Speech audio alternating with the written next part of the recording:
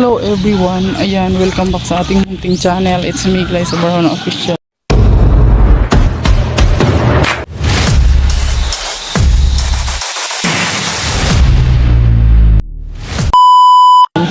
So for today's vlog guys ay habang nag-walking kami galing sa bahay, naisipan ko pumunta ng Kubo at bisitahin ko yung mga strawberry ko dun guys, kung okay pa ba sila kasi nga nasira na si baby character natin guys.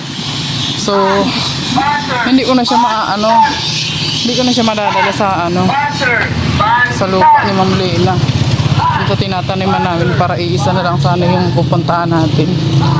Ayan, kasi nakakapagod man din guys pag everyday, kasi kailangan nandun ako sa taniman. So hindi siya pwedeng hindi madiligan kasi nga lahat ng tanim namin doon buhay na siya. Hindi po.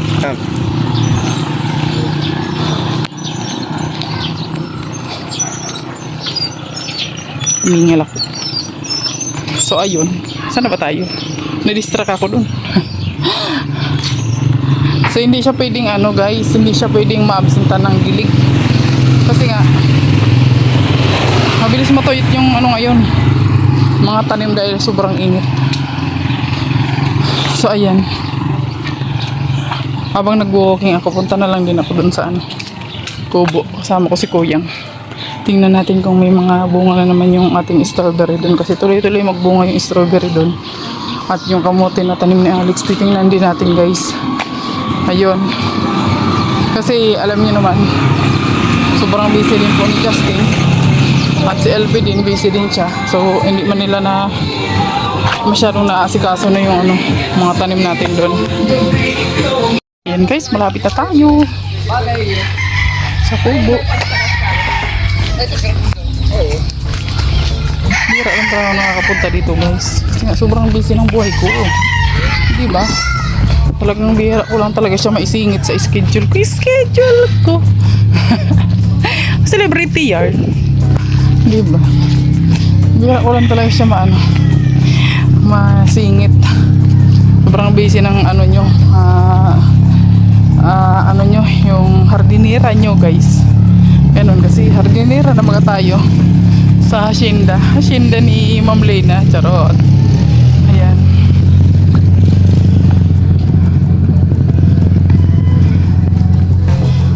Sana lang may tao dito.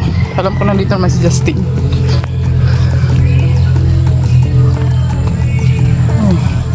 May music. Oo. May music sila dito.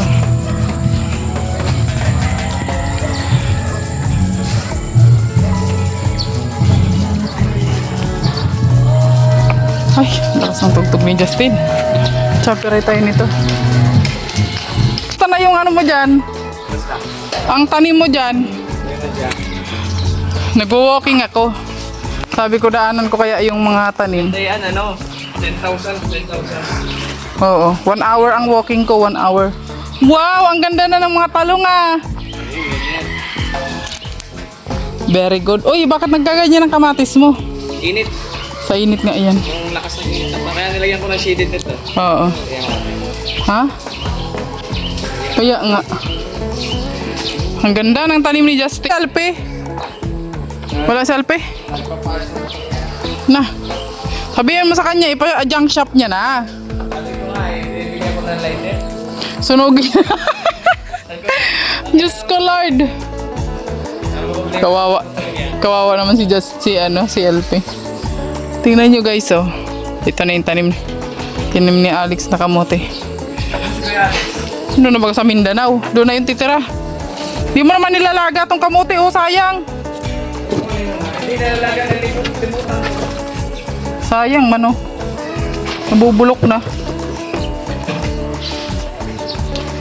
Ay. Uy, may hinog. May ha? No, nanganak na naman siya. Ay, grabe si Panda, oy. Maganda nga, maganda ang lahi niya ni Panda. Oo. Ayan. Doon sa bahay, uwi ko na to, may strawberry ko doon eh. Kaso nga lang, nasira naman yung baby car ko. Nasira na yung yatang battery noon. Oo. Ayan oh. Sayang nga. Iuwi ko na sana to doon eh.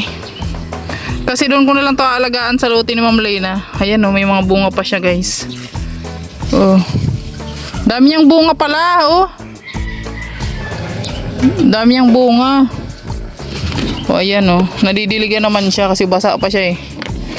Ayan. Kailangan kasi talaga to diligan kasi sobrang ano.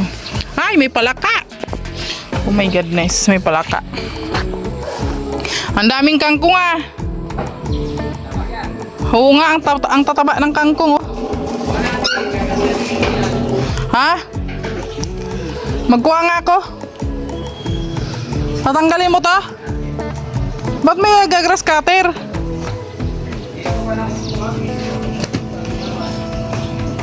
Ayan, ang daming kangkong. Mangwa tayo. Eh, grabe yan. Ang damo ah.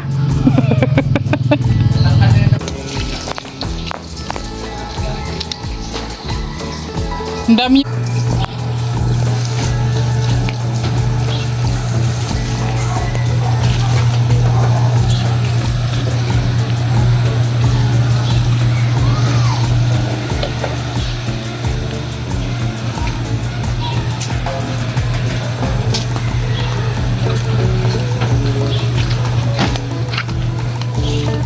Sayang man. Dapat ano yan eh. Nilaliban pa. Makiling niyo pa naman. Mabaw yan.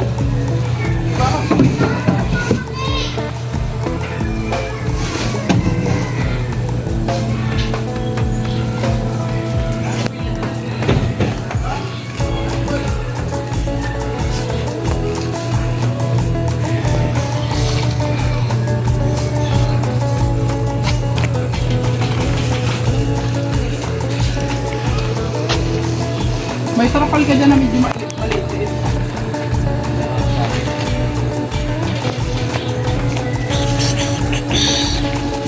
Pinagtitindahan ka kami. Maliit ang kalsada. Ganda yan. Tent amin. Ano ba kayong gusto mo na lang kakabit na lang? Hindi, ano mo lang kasi doon. Pisto mo lang kami doon. Kaya gusto ko yung nakakalas-kalas. Pinahiraman kami ng...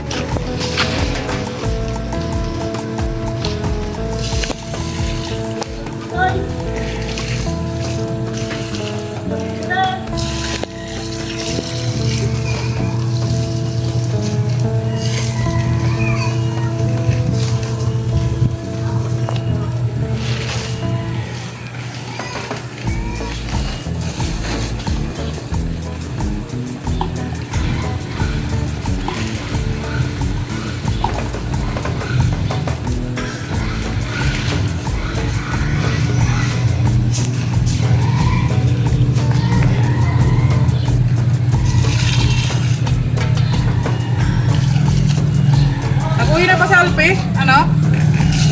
Noy? Nag-uwi na sa Alpe? Uwi sa? Sa ano? Sursugon? Sasagon? Oo, nag-uwi na. Di ba? Asan siya? Masama pa nga natin sa ano? Okay. May paligas pa ba sila? Oo nga. Hindi nga ako nagulan ng araw. Ha? Nagulan ba ganun ng araw?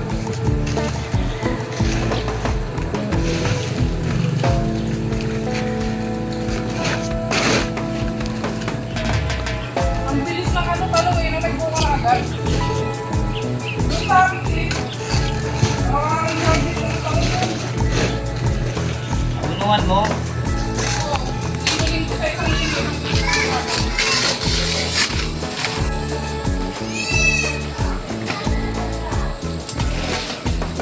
Kung madilag dyan, me. Sige na, oh. Lang. Dilig-diligan natin tong ano dito, kamote kasi sobrang init guys. 5 hilera pa naman to. 'Di ba? Yan. Alam nyo guys, yung deep well dito nahihibas na rin kasi nga sobrang init din. Naiibas to yung deep well dito. Oh. Yan. Di ba?